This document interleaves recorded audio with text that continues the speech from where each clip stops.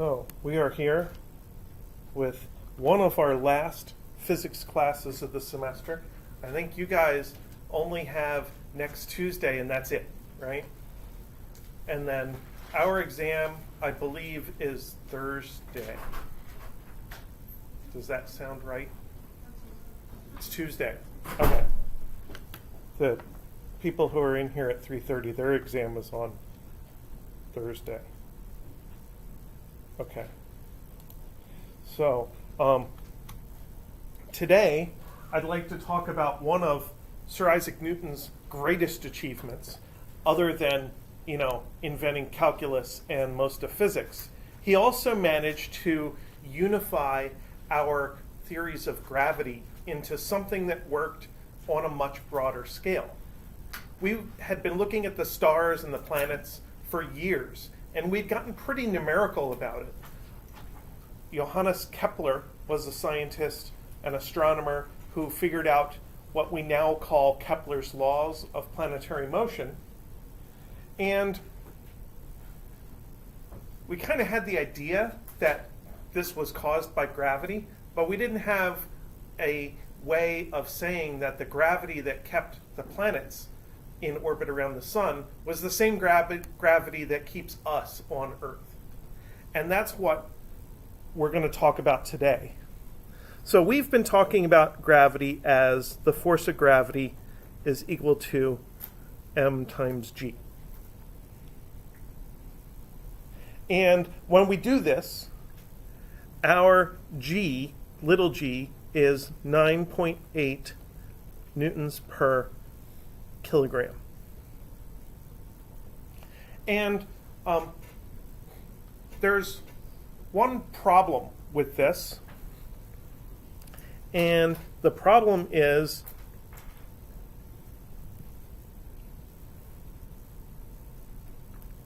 that this force of gravity formula is very constant.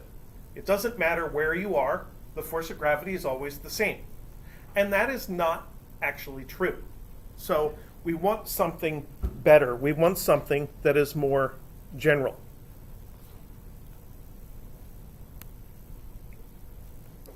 So in general, we want a formula that can, and I'm going to skip a couple of lines here.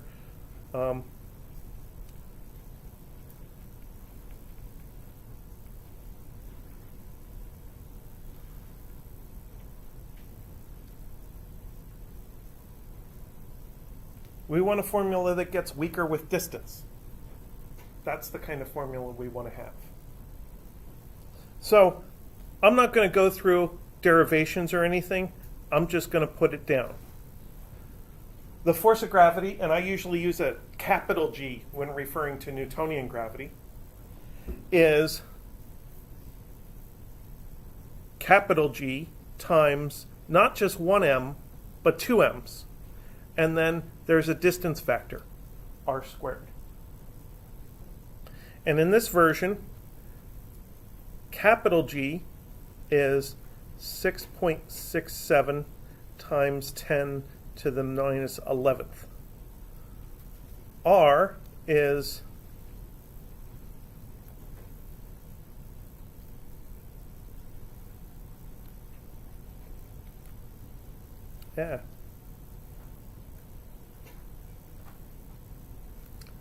this R value is the center to center distance. And the fact that there's an R value in here is what makes the Newtonian gravity formula magical and able to adjust to different situations. Because when you put bigger R values in there, you get smaller results. Divide by a bigger number, you get a smaller result. And then capital M is equal to the source mass. And little m is exactly the same thing it was before. Whenever we're analyzing forces, we're concerned about a particular object. That's the m that appears in F equals ma. And when that object is on Earth, it experiences a force of gravity that is mg. In free fall, ma is equal to mg and a is equal to g. That's why we call little g the acceleration due to gravity. Well, in this new Newtonian theory, we still have the little m there as a multiplier, but we have a whole bunch of other stuff. So I'm going to circle that other stuff.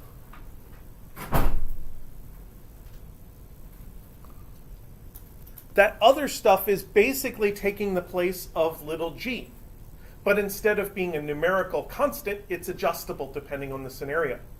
We could calculate gravity when we're on the moon by using the moon's mass instead of Earth's mass. We could calculate gravity at different distances from Earth by using different r values. So this newer formula is a much more general version, and it works a lot better. We could, if we wanted to, calculate gravity due to more than one object. So you could be in a spacecraft in between the Earth and the moon and combine the gravitational attraction to Earth and the gravitational attraction to the moon, as long as you remember that forces are vectors and you have to add them as vectors. We're only going to deal with one source object's gravity, so we don't have to worry about adding these forces as vectors. But we do want to be able to deal with it a little bit. Let's compare them. So mg is equal to capital G m over r squared.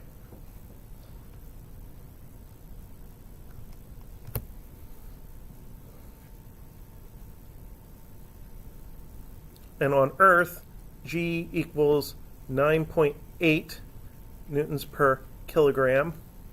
The big M is the mass of the source of the gravity. That's the mass of Earth. Earth has a lot of mass, 5.97 times 10 to the 24th kilograms. And R should be the center-to-center distance between an object and the Earth. Now, almost all objects are basically at the surface, so we don't really need to worry about the height of most objects. All we have to do is account for the fact that the center of the Earth is pretty far down. So that is 6371 kilometers. So I'm going to plug all that stuff in to the right-hand side. So we have 6.67 times 10 to the minus 11th and 5.97 times 10 to the 24th all over 6371 times 10 to the third squared. And that's supposed to be 9.8.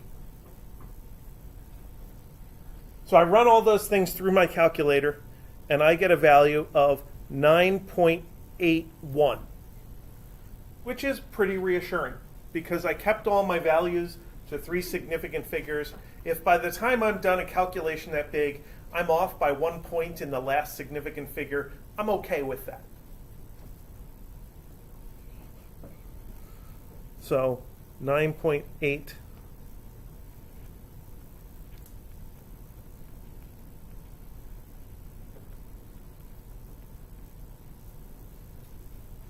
and that's only off in the last significant figure. If I had kept all of these other values more accurately, maybe I'd have a more accurate answer. Of course, my little g value, the one most people quote, is actually 9.81. The fact that I use 9.8 all the time in class is because I think that little detail isn't that important. So we find that now we have a more sophisticated formula to calculate the force of gravity.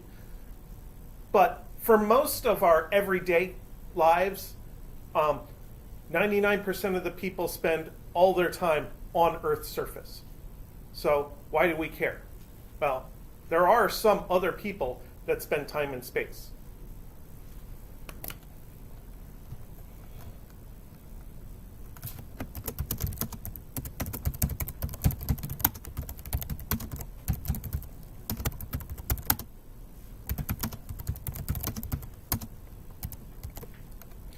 So I want to know, how strong is this little g value, that GMM over r squared in the International Space Station? Because that tells me what is the weight of 1 kilogram of mass.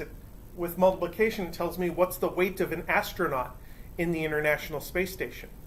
I want to see if you have an inclination of how much weight an astronaut has when they're in the International Space Station. Do you think it's kind of very similar to what we have here? Do you think it's almost nothing, somewhere in between? So we're going to calculate the little g value. And it's going to be somewhere in between 0 and 9.8. Does anybody want to give me a number? Give me a number. 3. You think it might be 3-ish? Okay, that's a good guess. Any other guesses? 5.5. 5.5. Pick a number. Does anybody think the astronauts basically feel zero gravity? We call it microgravity, don't we? I've seen videos of them. They're floating around. Well, to answer this question, we have to figure out where the International Space Station is. So there's this cool website I like going to called Heavens Above. And Heavens Above is run by one of the German astronomy societies. Germans are really into calculations and formalism and stuff like that. And I've put in our location up in the upper right corner. And one of the cool things they tell you is what satellites are going by in the sky. So I just clicked their daily predictions for brighter satellites thing for today. And you see there's a whole bunch of satellites that go by. If you look up in the sky at night and you can see the stars and you see one star that's moving kind of slow, that is a satellite. It's a man-made object. Most likely there's nobody in it. There's only one satellite that has people in it. That's the International Space Station. One of the things this tells you is the brightness. Here's a little trivia fact for you. In astronomy, the brightness is labeled with a difficulty of seeing something. So something that is a 4, a 4.5 is about the most difficult thing we can see. If you want to see something dimmer than that, you have to use binoculars. And then it's a difficulty of 5 or 6 or 7. And the lower the number, the easier it is to see and the brighter it is. Now, the International Space Station isn't on this list because it's not going to go by tonight. But I can click back, and they do specifically have a link for ISS passes. And what we find is that the International Space Station is passing by in the morning. So it went by at 5:30 this morning, which kind of explains why I didn't see it, because I was not awake. And the International Space Station has a brightness that's negative. So it doesn't have a difficulty of seeing it. It's really easy to see. It's a bright star that just moves by in the sky. So if you are casually looking around and you happen to catch a bright star moving in the sky, most likely it is the International Space Station. Most likely there's 3 people out there, a couple hundred miles away in this little dot you can see moving in the sky. I think that's pretty neat. Now what I care about is where is it? And I want to bring up this other graph called height of the International Space Station.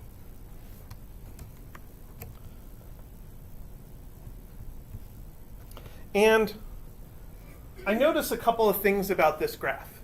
So let me kind of narrate this graph to you with my scientific eye. I see that the height is generally around 400 kilometers.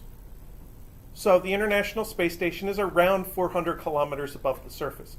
But it's not exactly 400 kilometers. It's not even exactly one particular value. It varies. I see 2 types of variation. I see a steady decline, and then I see occasional jumps. So the steady decline corresponds to the space station kind of slowing down a little bit. It's losing energy. It's getting closer to us. When we throw stuff around, when we push stuff around down here, stuff tends to lose energy. Usually it's friction. Well, in the case of ISS, it's basically the same thing. It's still basically friction. It is air resistance. They don't have enough air to breathe. I learned that from George Clooney in Gravity. But they do have a tiny bit of air. It's just enough to slow it down over a period of months. So that explains the declines. I think the jumps up and down are data noise, uncertainty of measurements. So there's some measurement uncertainty to their system. Maybe they go over mountains or something like that, and we're actually seeing a trace of the surface of the Earth. I'm not exactly sure about that. The big jumps are because we don't want the International Space Station to come back down. We're not ready for that. So they use their rockets to boost it back up once in a while. There's only one thing left. Why isn't it regular? You'd think that it would just steadily decline, then they'd say, okay, we got to 404.5, boost it back up again. We got to 404.5, boost it back up again. They actually use their engines for one other thing other than increasing the radius of their orbit. They also use their engines to dodge space junk. They don't want to run into anything. Stuff up there is moving enormously fast, as I learned from the movie Gravity. So they time these boosts in order to strategically stay away from clouds and items of space junk. So I find that fascinating, which is why I wanted to take a little bit of your time to talk about this graph and show you this cool website, Heavens Above. Now that I got the details, I'm just going to use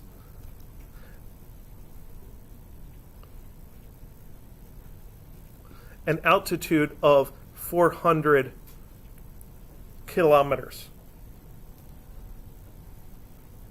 So that means that the R value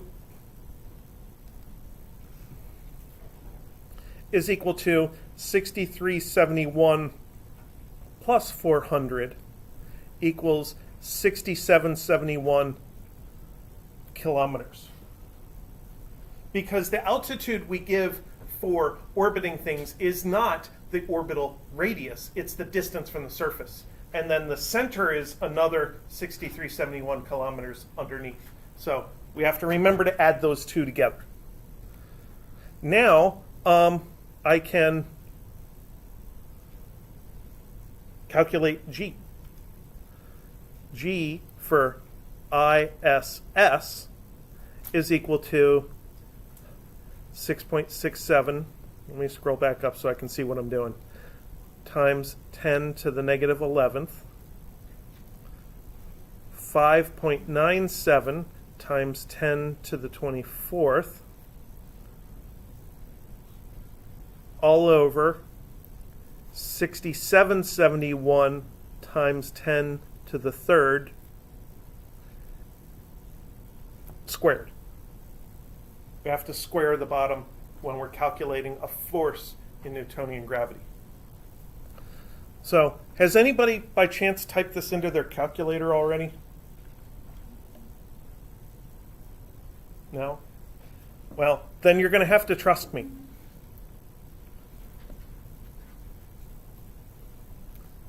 The value comes out to 8.7.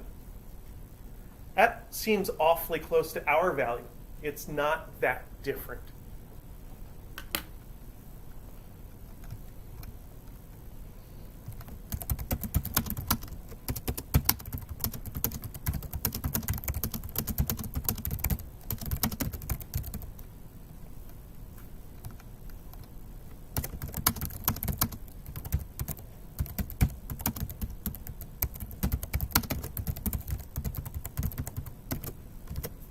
So now I have some contradictions going on in my head, and every time I notice a contradiction, I want to try to resolve it.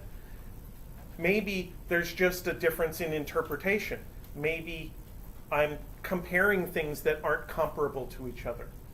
So I know that astronauts experience weightlessness.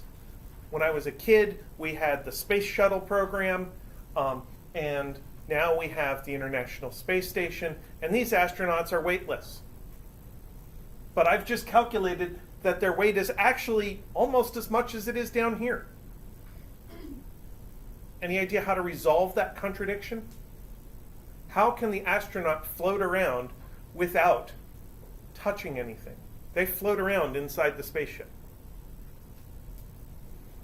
What happens when an object down here doesn't touch anything? This is an easy question. So we got this pen here. Not that one, this one. What happens if I let go of it? It's going to fall.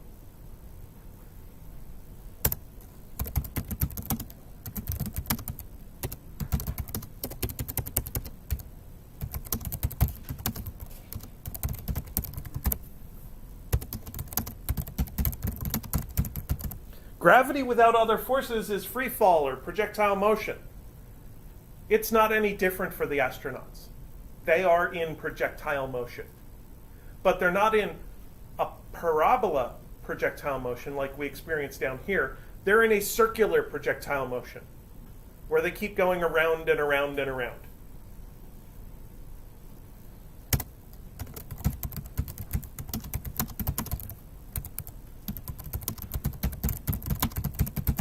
And if you toss two things next to each other, the two things will fly together. And that's what's happening to the astronauts in the space station. They're in projectile motion together. So that's why they experience weightlessness. They're not experiencing zero gravity, they're experiencing zero normal force.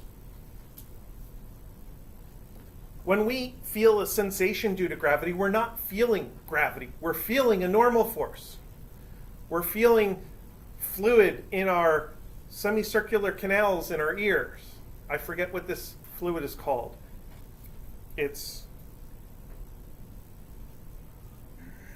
I can't remember. I just looked it up yesterday. Cerebrospinal fluid? I don't think it's that. It's the fluid that's in the cochlea in the ear, and that's the fluid that ends up getting hammered on by the little bones in our ear, and then it kind of brushes by some hairs called cilia in the cochlea, and that's how we actually hear. But I don't think it's cerebrospinal fluid. Yeah, it's a high potassium fluid, because potassium in a fluid is very conductive, and the little cilia, if they got charged, they wouldn't work anymore. Yesterday during class, my mind just said, oh, it's amniotic fluid. I'm like, no, it's not that. That's something else. So anyway, when you experience weight, you feel that fluid in your ears. You feel your guts sitting on the floor of your gut. You feel your feet being pressed upon by the floor. You're feeling normal forces, support forces. You're not actually feeling gravity. Okay, so I said that they are in orbit. So let's do something about orbit. Circular orbit.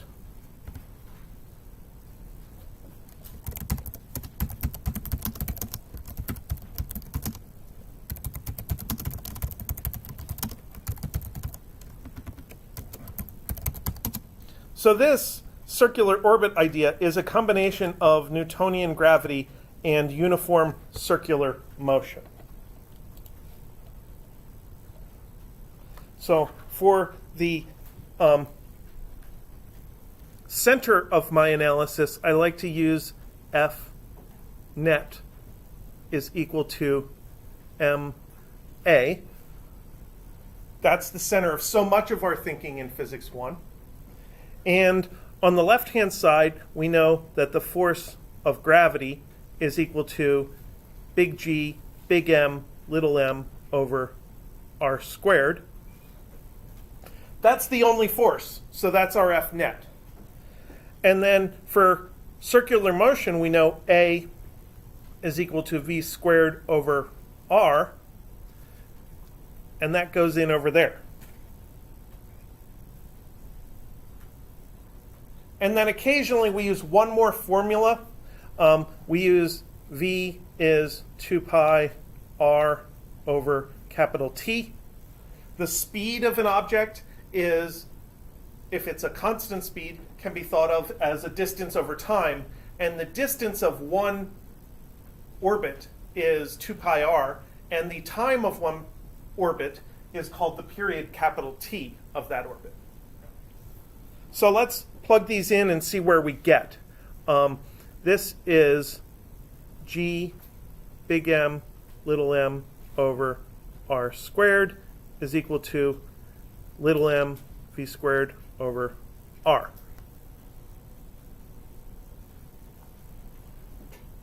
So we can cancel out the little m's,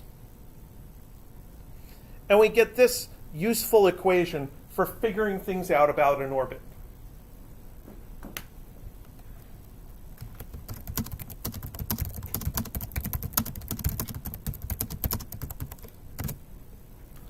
For instance, we can figure out the speed of ISS. So we know the left-hand side of that equation, just like it is for the International Space Station. We know that g big M over r squared is equal to 8.7.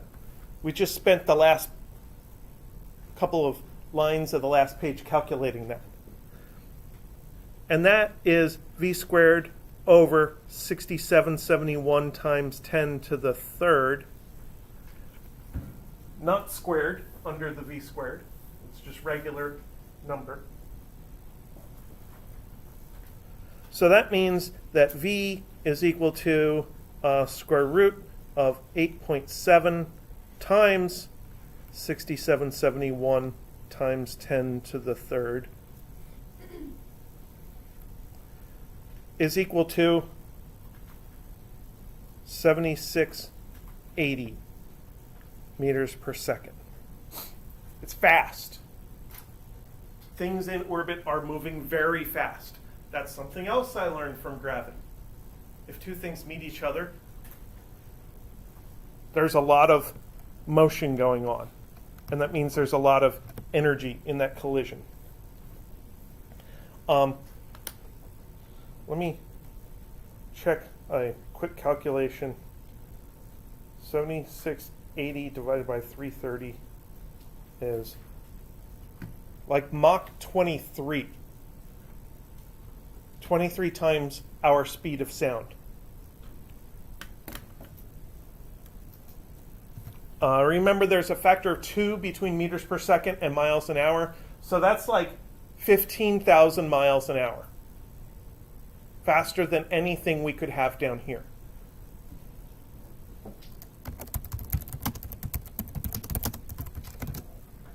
And then we can go from there to the orbital period, and that would use v equals 2 pi r over t, which tells us t is 2 pi r over v. So we multiply the t over, divide the v over. So we multiplied the t over, and it's on the left now. We divided the v over, and it's on the bottom of the right now. So that gives us 2 pi times 6771 times 10 to the third over 7680 is equal to approximately 5,500 seconds. Is that a lot of time? 5,500 seconds? Maybe I should convert that into an amount of time I can conceive of. 92 minutes. So it takes about an hour and a half for astronauts to go around one orbit, which means that if they happen to be going toward the sun and away from the sun and toward the sun and away from the sun, they get to see a new sunrise every hour and a half. That seems kind of neat.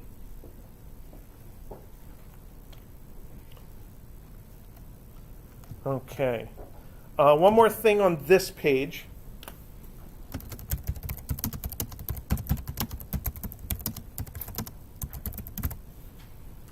I want to look at a pattern in the behavior of the orbital period versus the radius. We did it numerically, which is great if you know all the numbers. But sometimes you want to relate some numbers on one end to some numbers on the other end, and you don't know a number in the middle. And if you don't know a number in the middle, and you can't calculate it, you have to eliminate it somehow.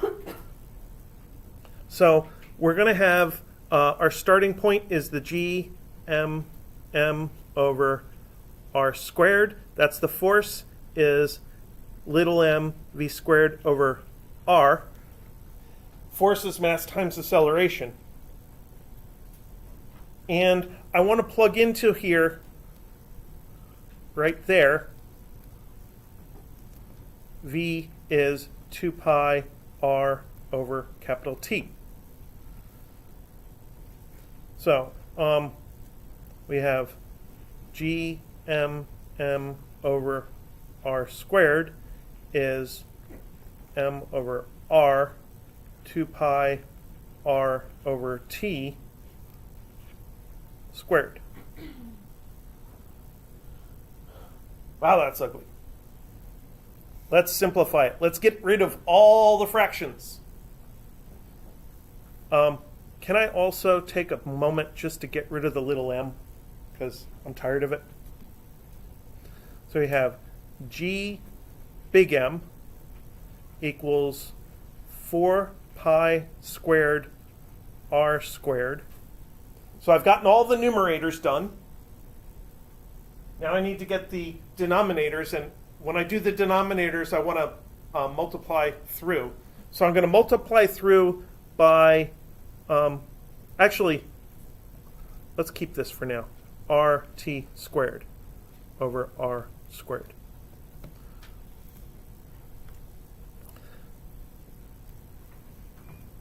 Now I'll get rid of the denominators. GMT squared is 4 pi squared. How many factors of r should I have over here? What's the power on r?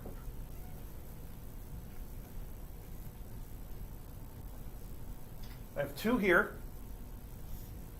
I get 2 more from clearing out that denominator. So that's 4 now. But then I got 1 down there to cancel 1. So I'm left with 3. And this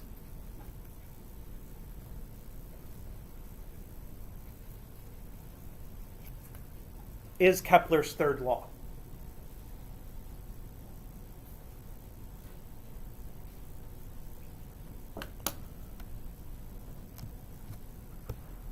So that's kind of neat that Newtonian gravity matches up with something that came up, I think, probably like 20 or 50 years before Newton was born.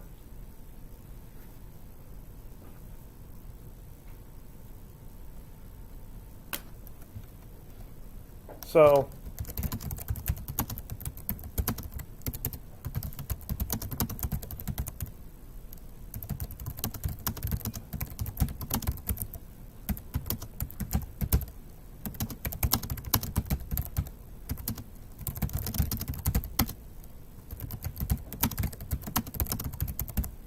if you look at a whole bunch of different objects that are orbiting the same moon or the same planet or the same star, then they're all going to have the same proportionality relationship between the orbital period, capital T, and the orbital radius, capital R. That's useful if you don't know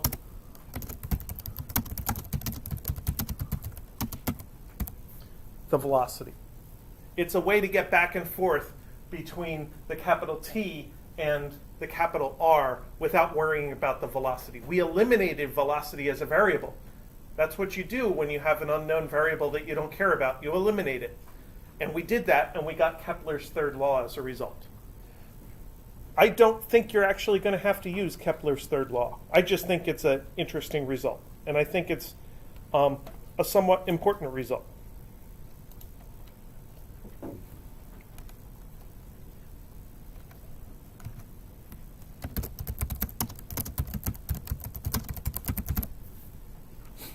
Now I want to think about the energy of Newtonian gravity.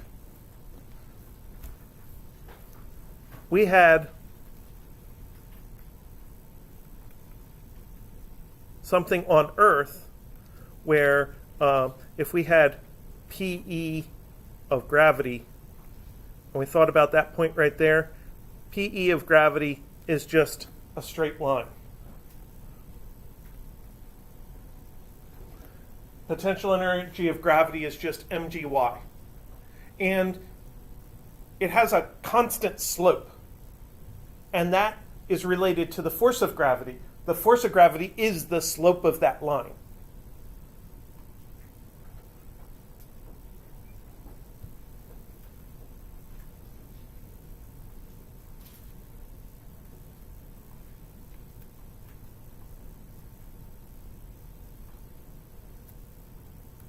Now, in general, we don't have a constant force of gravity. We have a force of gravity that gets weaker.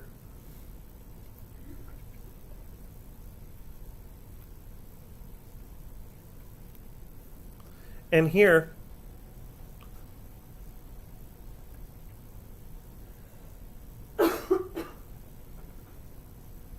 it gets stronger. So we need a mathematical function that does this.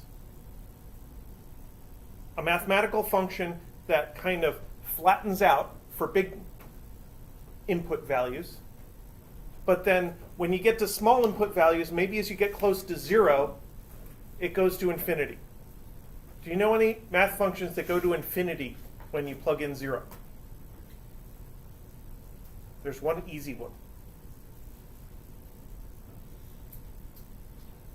How about 1 over x?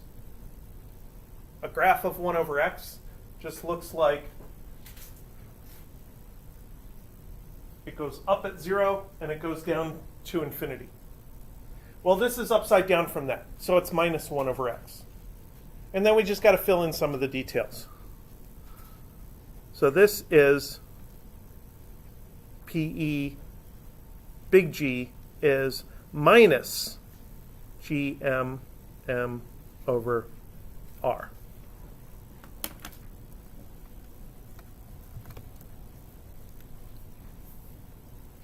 Now, when we do regular gravitational energy, like in the lab, we get to choose our y=0 point wherever we want. Usually we choose it like at the floor level or at the table level or at the bottom of the motion. But sometimes we can choose it elsewhere. When we do Newtonian gravity in general, we don't get to choose where r is equal to 0. R is equal to 0 at the center of Earth. If our distance from the center of Earth is 0, then r is equal to 0.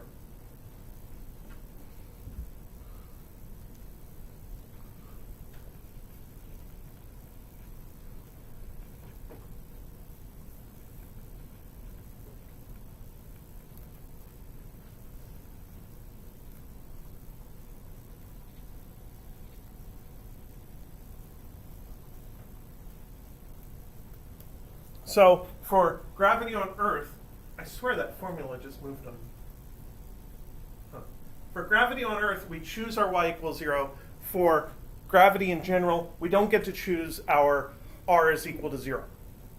That's one thing. And the second thing is PE equals 0 where y=0. After all, how do you make the left-hand side of that 0? You plug in y=0 and you get 0.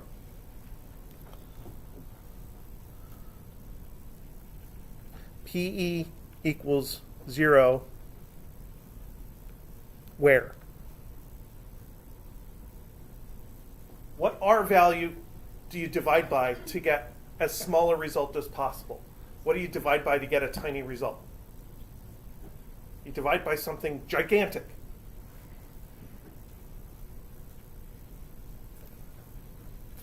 Where r equals infinity.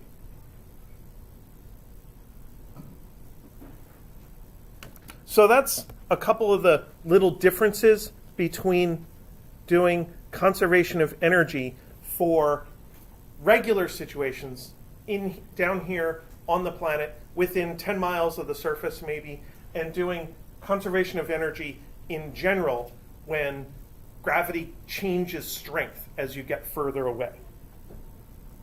So let's do some calculations with this. Let's find out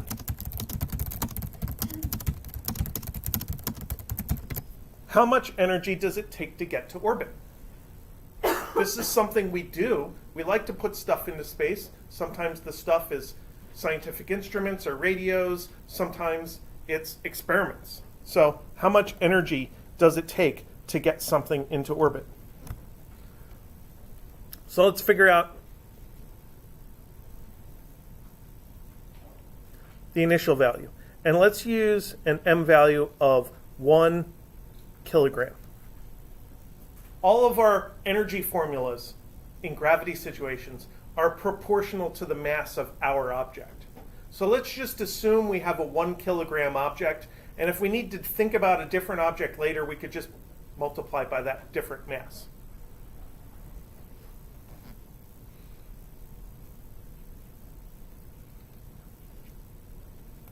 So let's assume we start out at 0 kinetic energy. We're on Earth. We start at 0 kinetic energy. But PE initial is equal to minus G 6.67 times 10 to the minus 11th times big M 5.97 times 10 to the 24th times little m times 1 over R naught squared, 6371 times 10 to the third.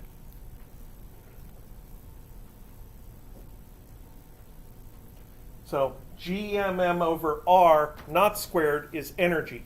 GMM over R squared is force. They're both on the equation sheet. They're both near each other. So make sure you check whenever you go to use them. This comes out to negative 6.25 times 10 to the 7th joules. That is negative 62.5 megajoules. Now, the very first energy calculation we did, I believe, was the energy of a car on the highway. And the energy of a car on the highway was about 1 megajoule. If we took a car and dropped it from outer space, from far away from Earth, it would release 62.5 megajoules. It would have 62 times as much energy as if it was driving down the highway. That's what that negative potential energy value means. It means that potential energy has been released.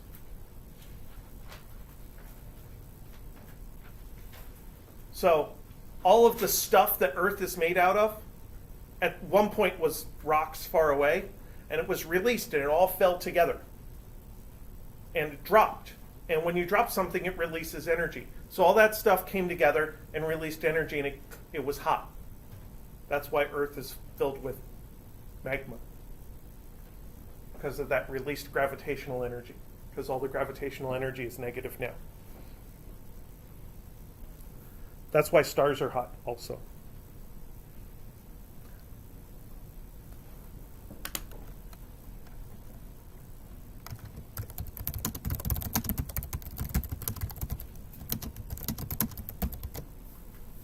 Now, I want to think about something.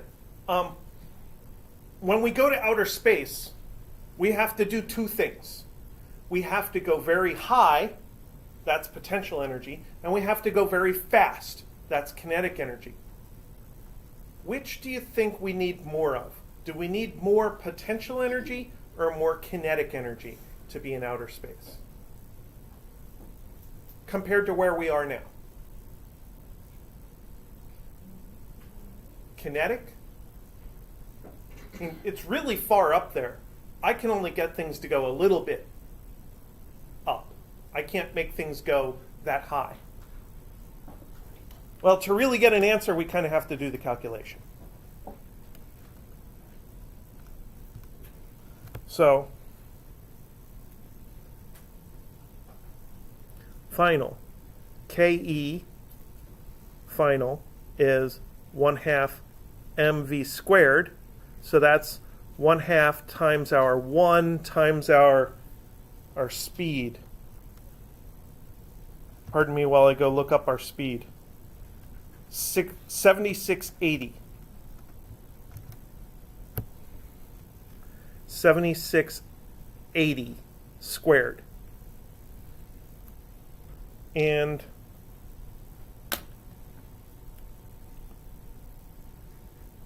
.5 times 1 times 7680 squared. 2.95.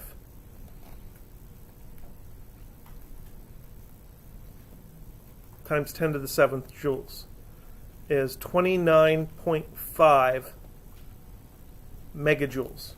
Okay, that seems like a lot, but we had 62.5 megajoules of potential energy to work with. Until we finish this last calculation, we don't know which kind of energy we need more of. So PE final is negative 6.67 times 10 to the negative 11th, 5.97 times 10 to the 24th, all over new radius, 6771 times 10 to the 3rd, is equal to negative 58.8 megajoules.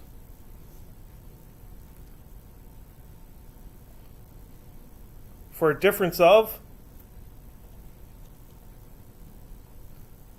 3.7 megajoules. So it takes 30 megajoules of kinetic energy and only 4 megajoules of potential energy. Most of the energy we need to get into outer space is speed energy. So when we send up rockets to go into orbit, initially they're spending most of their effort going upwards. They're trying to get out of the atmosphere. But then they kind of bend over, and then they go sideways. And they go sideways and fire the rockets for a long time because they need to gain a lot of kinetic energy.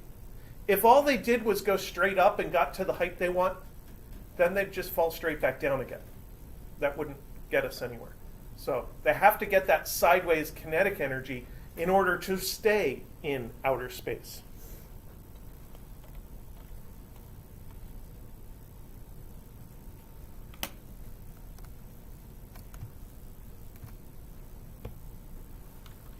Yeah, let's see here.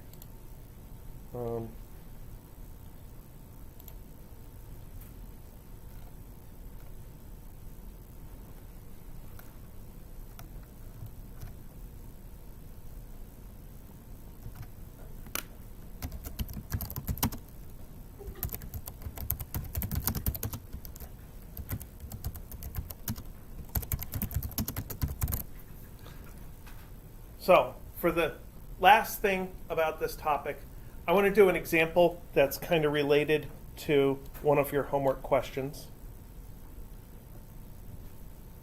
So, let's say we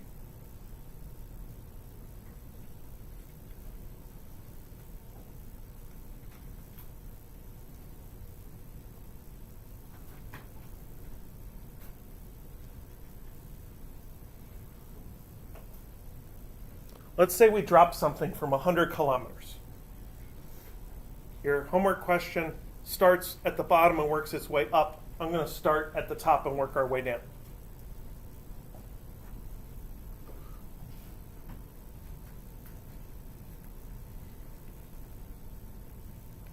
If we were going to do this calculation by the old method, then we would say our initial potential energy becomes our final kinetic energy. Just like the lab this week, just like a lot of the homework questions from the conservation of energy chapter. So we would go with mgh is equal to 1/2 mv squared. And we'd cancel out the m's. Then we multiply by 2. 2gh is equal to v squared.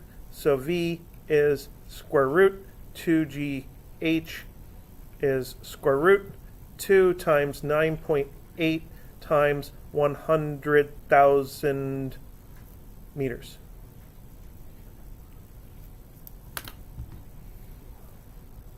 So square root 2 times 9.8 times 100,000.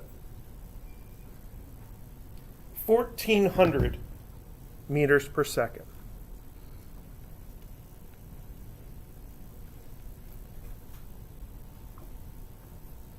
Okay, that's a calculation. I can do it. It's not valid. It's not valid because by the time you get 100 kilometers up, the force of gravity is not that strong anymore. It's a little bit weaker. So I expect that when I do the real calculation, I'll find with the slightly weaker force of gravity, I'll get a slightly lower velocity.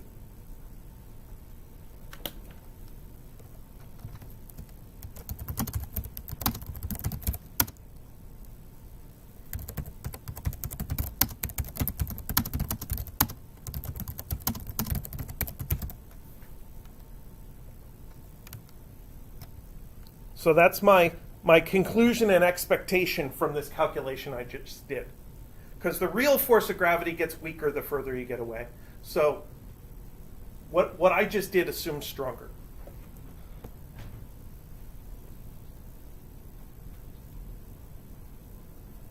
So let's do it Newtonian style.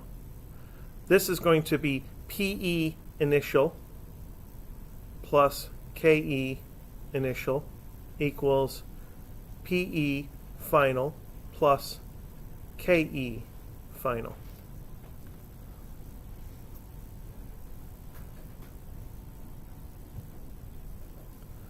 Let's get one thing straight right away. I'm dropping from rest still. So that particular KE is 0. Now everything else is complicated. This is minus G M over R initial is equal to minus G M over R final plus 1/2 mv final squared. So for our potential energy, the only kind of energy I care about is Newtonian gravitational potential energy. So that's GMM over R. And I have my initial value calculated using the initial radius, the initial distance from Earth's center. And I have my final value on the right-hand side calculated from the final distance from center of Earth. But then when I get to the ground, when my object hits, it's going to have kinetic energy, a lot of it. So there's going to be some 1/2 mv squared. First things first, same thing we did before. Let's cancel out the little m's. Now we can plug numbers in. So this is minus 6.67 times 10 to the negative 11th.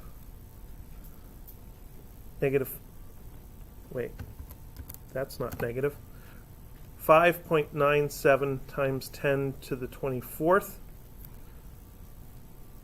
over, our initial is 6471 times 10 to the third. On the surface, it's 6371, but we're 100 kilometers up, so we're at 6471, is equal to negative 62.5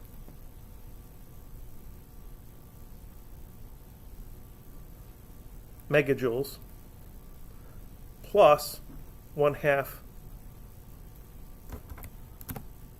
v, 1/2 v squared. Because I'm assuming m equals 1, so I'm kind of canceling it. So now all we need is this number here. And I better type that in. 6.67 times 10 to the negative 11th times 5.97 times 10 to the 24th divided by 6471 times 10 to the third equals 61.5. Oh, I better do my calculation to more accuracy. 61.54. Negative 61.54 equals, I'm going to redo the other one. The one that I said it was 62.5, I'm going to redo it. Because, oh, okay, good. It came out right. Negative 62.50. Okay.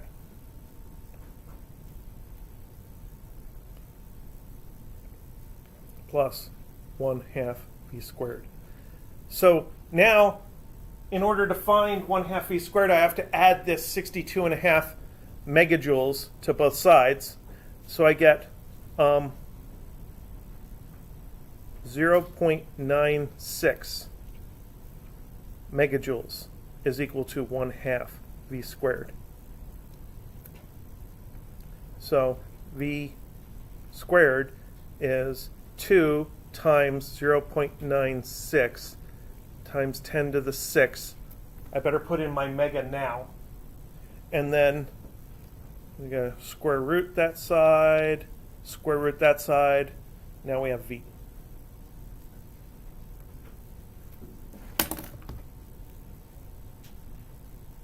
Square root, parentheses, 2 times 0.96e6 is 1386.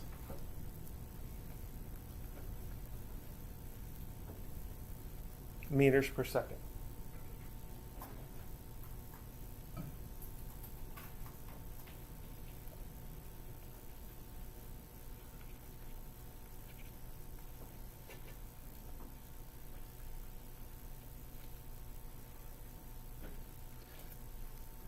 When we did it before, by the wrong method, it came out to 1,400 meters per second. Now we find it's really 1386 meters per second.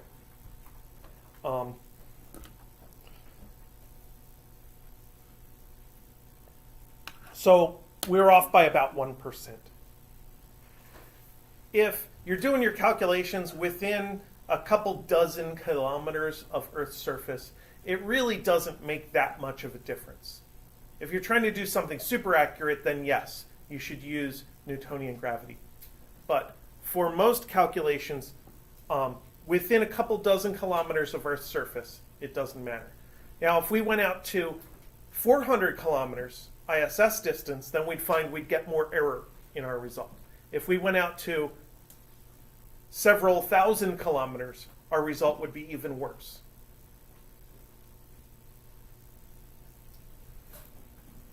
All right. Last thing. I'm going to put this on a new page.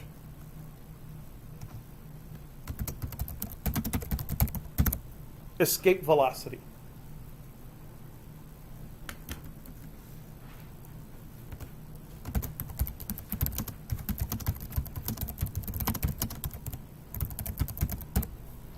Escaping a planet for us just means getting out there to r equals infinity. If you've gotten far away, that's good enough.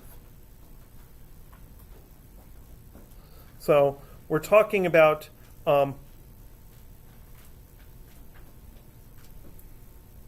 final PE is equal to 0.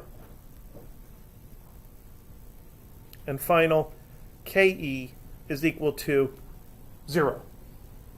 After all, we don't care how fast we're going when we get there. That's just extra energy you have after you've escaped. If you've escaped, it just means you've gotten there. If you've gotten far away, you're gone. So then we set up PE initial plus KE initial equals PE final plus KE final. That's kind of the most rigorous way to do conservation of energy. And then both of these are 0. So that means minus GMM over R plus 1/2 mv squared equals 0. Most people write this as 1/2 mv squared equals GMM over R.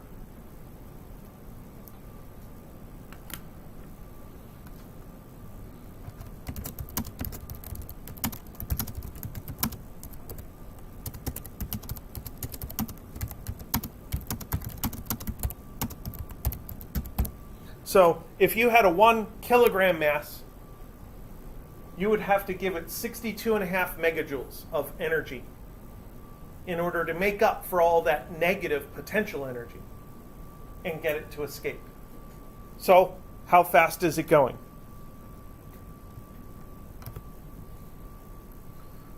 One half mv squared is 62.5 times 10 to the 6th. So V is 2 times 62.5 times 10 to the 6th over 1, square root sign, square root 2 times 62.5 E6. That wasn't a multiplication.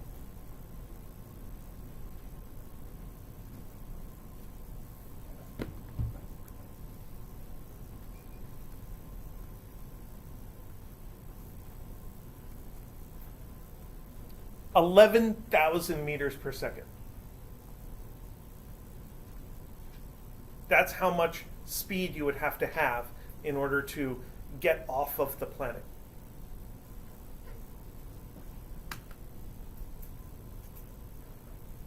Now, of course, something going almost 12,000 meters per second, close to 25,000 miles an hour, probably would cause some shock waves in the atmosphere, release a little bit of energy.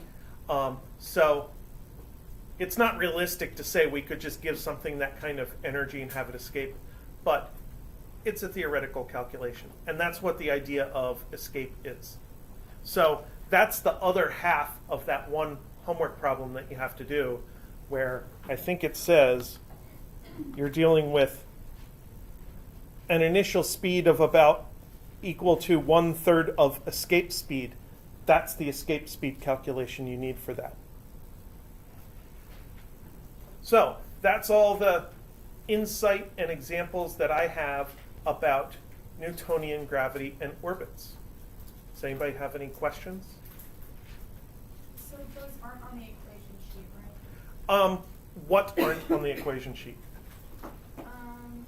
The equation with the G and M over R. I think they are.